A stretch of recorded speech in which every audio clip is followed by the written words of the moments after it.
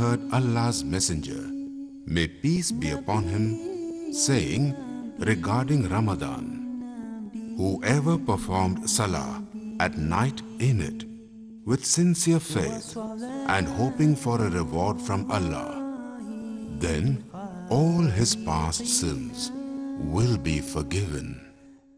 Sahih al-Bukhari, Volume 3, Book of Night Prayers, Hadith number 2008.